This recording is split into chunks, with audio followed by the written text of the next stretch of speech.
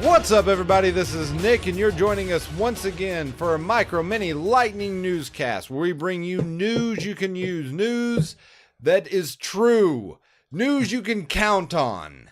And as always, I'm joined by my friend and fellow newscaster. This is Eric. And Eric in studio, we also have another fine newscaster. I feel like you're biased. I'm very biased. I find her very pretty, and I'm going to marry her. So, what is your name, sweetie? I appreciate that. And I'm Casey. And Casey and Eric, today we are bringing them stories about social media, YouTube. Weird things. Okay, that's what we're talking about. Eric, would you agree with that? Weird. That's a staple of our show. And it is. There you go. This is the Weird Things Newscast. All right, and as always, we are joined by our guest star, Death Star. We have 10 minutes. 10 minutes to bring you these stories. And here we go in 3, 2, 1. Casey, what's that first story? Okay, so we've all heard about the laundry detergent challenge that's gone around and has had several safety hazards put out by even, different countries like Canada. And so anyway, the next big thing that the news has gotten a hold of, though, is the condom snorting challenge from a few years ago. Did I get that right? You did. It's the condom challenge. Yeah. So basically, where individuals once upon a time were snorting condoms. So opened, unpackaged condoms into one nostril, hoping that if they really snorted it really well, it would actually come out down their throat and through their mouth, right? A reverse spaghetti. Yeah, absolutely. So reading this, one, that seems like a lot to snort up your nose. Maybe I'm misjudging the size of my nostril, but meh. And then also, flashbacks to spaghetti days, like sneezing and it just coming out of my nose all of a sudden, and like milk, and it's just like too much. Like, this is traumatic. It burns your sinuses. It does. I'm sure there's like spermicide and stuff on condoms typically if you buy the nice ones, and that stuff probably not very good for your nostrils. I don't know that they're really buying the nice ones, but what is the danger here? Why should we not be snorting condoms up our nose, people? Oh, you've convinced me. Let's do it. Okay, let's definitely not. All right. You're gonna block an air passageway. No! I'm just gonna leave you. I can't help you, clearly. I feel like if it got stuck, like let's say it's slimy or it's and you're like, oh, you're really good at inhaling, and it went into your throat. I think you'd have some problems there because it might not come out very easily because it just expands. That's the first problem I see. Anyway, hopefully, the article we're looking at is just that basically they're kind of promoting that once upon a time this used to be a challenge, but, word to the wise, let's just not pick this challenge back up. We can just leave it in 2007 or whenever it first came out. 2007, 2000, I think resurgence in 13. Ugh. So yeah, let's leave that then. Well, here's also the danger is that this becomes something that gets another resurgence, because here's the history of people. People are dumb. Yeah, people do dumb stuff. And even though now all of a sudden the media has gotten a hold of this, and one article I read is that there's a moral outcry about this, and that people are going to be, whenever there's some kind of moral people saying this is wrong, all of a sudden it's going to come to the forefront again, and something that was popular in 2013 that should die in 2013, unfortunately, is probably going to come back. Let's hope it doesn't, though. Well, we'll see.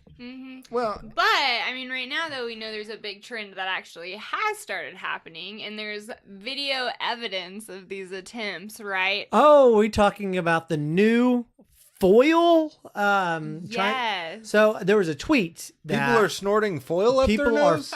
Exactly. Oh, there was a tweet about a guy shows putting a ball of foil into the microwave, and he says, you know what happens if you microwave foil for 3 minutes? And then he pulls out a giant ball bearing, basically is what he's pulled out, which is aluminum, most likely.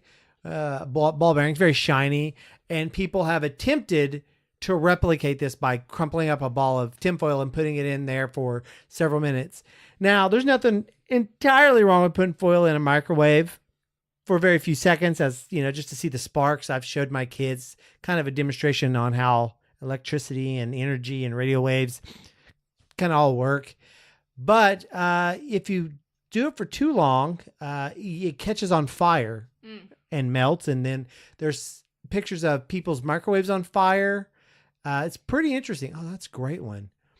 It will, like at that, it will destroy your microwave with fire. I mean, it's nothing like magical or some sort of crazy radiation. It's just, it catches the inside of your microwave on fire. Now, secondly, this kind of stems from something I found. People in Japan are turning foil into perfect metal balls, and it's immensely satisfying. So you can go out and find people in Japan taking hammers and wads of tinfoil, balling them up and hitting them with hammers until they make a foil ball. They say it takes an incredible amount of time to do this. And it does. And I've seen videos of people turning layers and layers of tinfoil into knives, and they heat it and tap it, and heat it and tap it until it's welded together, or at least whatever method that's called. And then they are able to sharpen it and turn it into a knife. I've seen that recently, a video just a few months ago. So, yeah. So guys, if you want to put foil, do something with foil, use a hammer. So you're telling me that somebody posted a picture on Twitter. Well, they put a small video. Oh, they put a video? Was this not? Yeah, there was a video attached to this earlier. I saw There was an 8-second video of somebody pulling out the ball bearing from the microwave. Like, ta-da, this is what it looks like completed and finished. But the reality is that, and you made this point, Eric, watching it, of, you know, the actual ball bearing, had it been heated up in the microwave, would have been really hot to the touch. So there's no way that person would have just pulled it right out of the microwave. Yeah. I mean, that's common sense, but apparently that doesn't always happen when people, you know, they don't put two and two together. So yeah, they have tried to heat up foil. Question? I have a question. Bring it. Did this come out on April 1st? Did the original video the tweet. Oh, I don't know. come Let's out look. on April 1st? I didn't see. I don't have the original tweet. Let's see here. Yes, Oh it my did. gosh! Okay. It was an April Fool's joke. Here's the thing. Wow. People, do your research. Because you also saw other videos of people and other tweets of people actually doing this. This is stupid. Wow. I But I don't think a lot of people remember or think about April Fools. It passes me by every year. Unless I get pranked. I understand that, but this is something that people went out and did and probably destroyed their microwaves, and all because they didn't do their research. Here's the thing, don't always believe the stuff that you see on Twitter or on YouTube, because sometimes people are just, I don't know, trying to be funny. Now, I will say this is really cool what we're seeing here of people, you know, taking the time to make aluminum foil into something else. Mm-hmm.